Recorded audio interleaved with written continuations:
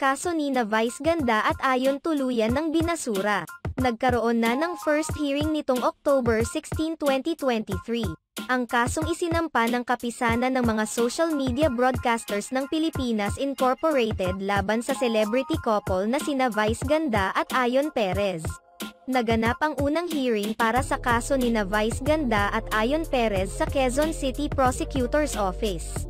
Sa isang Facebook post, ibinahagi nila na nag-submit na sina Ayon Perez at Vice Ganda ng kanilang kontrasalaysay sa kasong kinakaharap nila ngayon.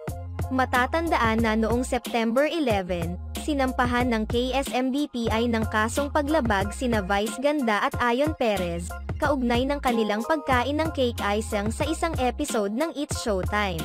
Para sa nasabing grupo, may nilabag sina Vice Ganda at Ayon Perez sa paraan ng pagsubo nila ng cake icing sa harap ng mga guest nilang mga bata.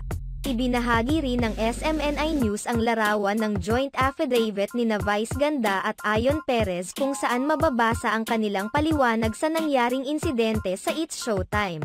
Nakasaad din dito ang kanilang kahilingan na i-dismiss na ang kaso laban sa kanila. Sa kabilang banda, nagbigay ng pahayag ang isang psychologist hinggil sa nasabing insidente sa It's Showtime. Ayon sa pag-oobserba ng psychologist na si Dr. Camille C. Garcia, CEO Administrator of the Clinic of the Holy Spirit, hindi umano mabibigyan ng anumang mali siya ng mga bata ang ginawang pagkain nina Vice Ganda at Ayon Perez sa segment na Isip Bata. Iginiit pa ni Dr. Garcia, na hindi naman siya nakatanggap ng anumang reklamo sa ginawa nina Vice Ganda at Ayon Perez mula sa mga batang nakasama sa show.